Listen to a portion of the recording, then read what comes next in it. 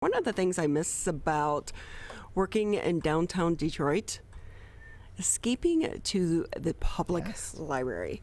I used to do that quite often.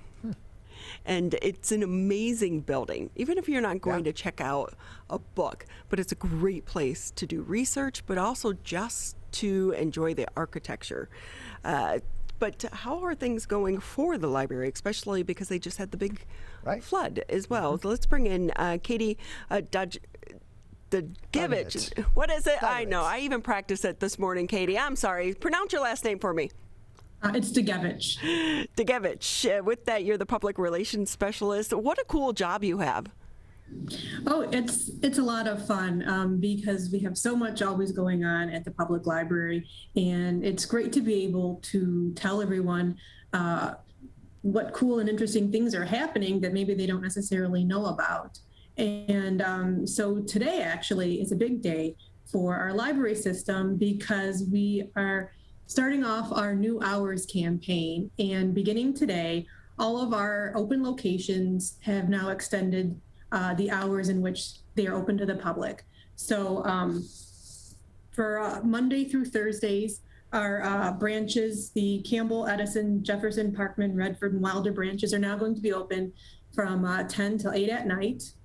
And we're in our summer mode now, so our branches are open on Fridays and closed on Saturdays. But once the school year starts, they'll switch, and they'll be open Saturdays from 10 to 6. And our Sunday hours will resume back in October.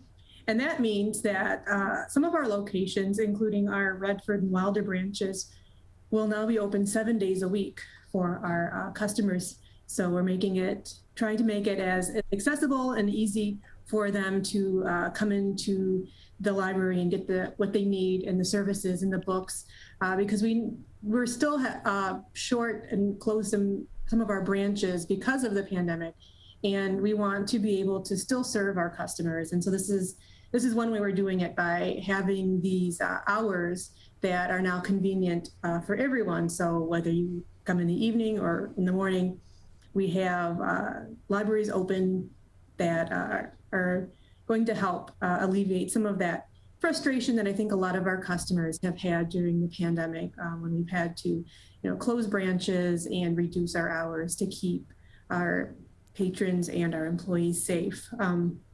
And additionally, with those extended hours, we've also increased our current capacity at our open locations to 50%. Our daily time limits have also increased to 2 hours a day. And probably the most exciting thing for all of our customers is that they'll be able to receive full reference services. They'll now be able to browse the shelves, and they'll be able to check out all the materials, because previously, as a customer, you would have to put a hold on a book, and then you would be notified when it was available for you to come pick it up, either in the building or curbside. But as we've been easing some of the restrictions, now you can come and browse the shelves, check out the materials, and even check out magazines and DVDs as well. So we're really excited about that. And we're hoping, again, that this will just be a great benefit to all of our loyal customers who've been sticking with us this past year, and will continue to do so. Once the main library reopens, they'll also have the extended hour schedule. And that means that the main library will also now be open 7 days a week, which is notable because this will be the first time that the library will be open on Mondays since 1981. Wow. And we're just really happy to be able to expand this service for everyone. But as you know, I just wanted to point out that our main library is temporarily closed through Labor Day as we deal with cleaning up after that flood. But after Labor Day, the main library should also then be open on this extended hour schedule. So, Katie, if I can ask you, talking about the flood, how much damage to the library? I'm not completely sure. I know that they had crews on site immediately after it was discovered, and it seems a lot of our neighbors here in Midtown are also dealing with this as well. I think they've just been doing a lot of inventory and drying everything out. And luckily, any damage was relegated to our basement levels. So it's just a matter of them assessing and taking an inventory. But again, for the safety of staff and also our customers, they've decided to keep the building closed to the public until that time, so that they know everything is safe and all of the effects have been taken care of. But it's a little bit of a disappointment, because actually 2021 was supposed to be our big centennial celebration for the main library on Woodward. And we, a couple of years ago, we had started talking about like, how can we celebrate and what's our plan going to be? And then with the pandemic and now, of course, the flood, our celebrations are kind of taken a back seat, and they've all been virtual so far. But it's a huge and notable thing to have this building be standing here on the spot in Woodward for 100 years. If you look at some of the early photos, there really was nothing in this Midtown area. I mean, there were some fields and there were some large homes, but for instance, our neighbor across the street, the DIA, hadn't been completed yet. And so we were kind of like the first in this Midtown area. And it's a beautiful building. And we're looking forward to being able to celebrate at some point in the future. But like at the moment, we're just, dealing with that, with the effects of the flood. But stay tuned, because we have had some programs earlier in the spring that virtual, and their programs where we had discussions of the history of the architect and the architecture and the art. We actually have those recorded and they're available on our YouTube channel if anyone's interested in checking them out. But it's the construction of this building began back in 1915, where they laid the cornerstone. And then, of course, there was World War I, and so construction had to be delayed. So it took until March of 1921 before the building on Woodward was formally open to the public. And so we're still here. We're still full of the wonderful books and knowledge and the art and architecture that was created for specifically this building back then. So with that, Katie, I will say too, because how has the library changed over, let's say, even prior to the pandemic? Because so many people aren't reading books any longer. Everything is going like digital.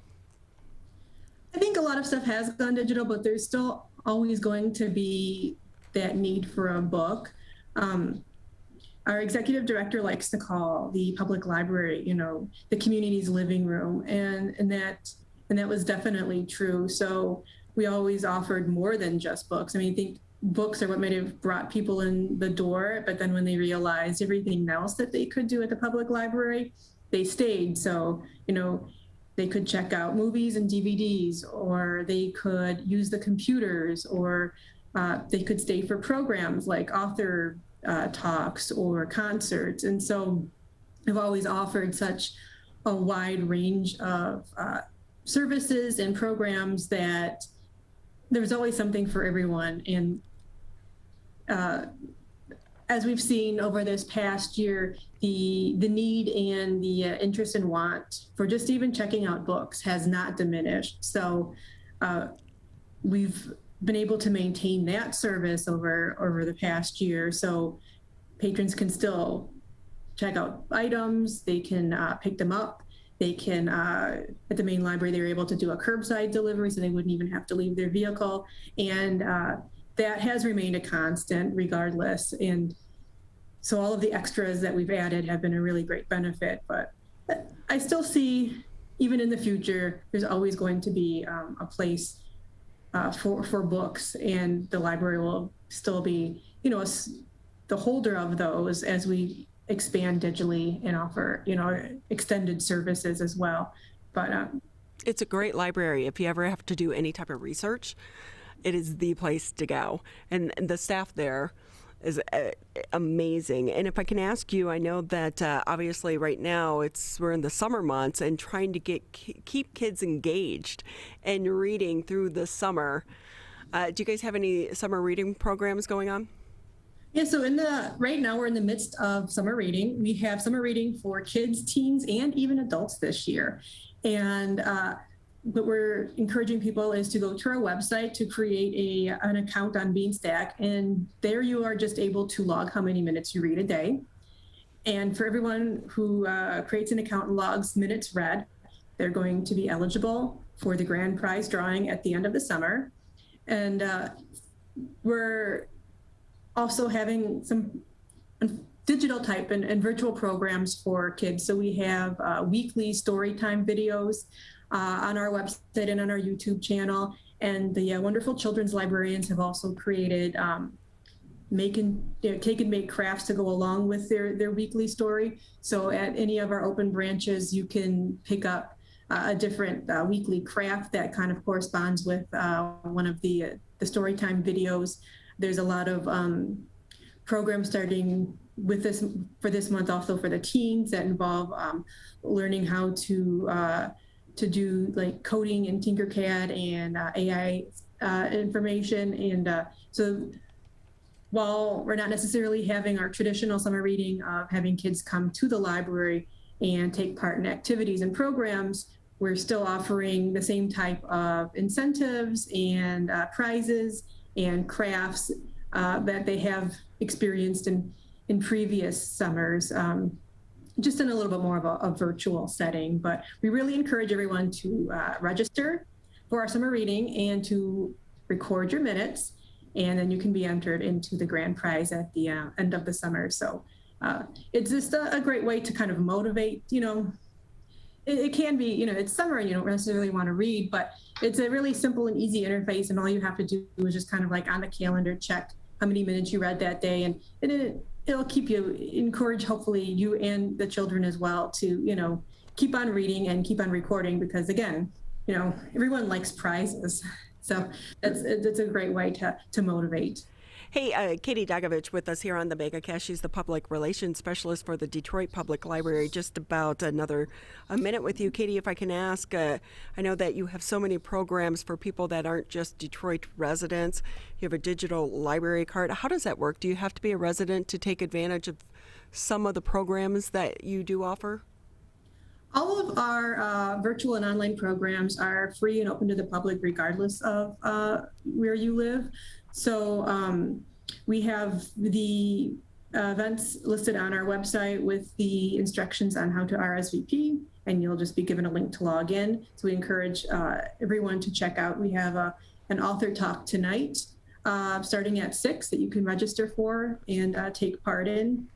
Additionally, our mobile library is visiting stops throughout the community all summer. Some of our really fun ones are every Tuesday morning. The mobile library is at Eastern Market, so you can stop by and see us there. There's free book giveaways and Wi-Fi and lots of fun stuff to do. On Thursday and Friday mornings, the mobile library is also at Gabriel Richard Park on Jefferson with the Reading and Rhythm on the Riverfront. So again, you can stop by there. And these are just for everyone to come and enjoy and take part. And so you can either visit the mobile library or take part in our online programs. And again, they're free and open to everyone. And we have on our website all of the information on ways to register and link and get involved. Katie, thank you so much for your time. We appreciate it. Again, the Detroit Public Library. Check out their events.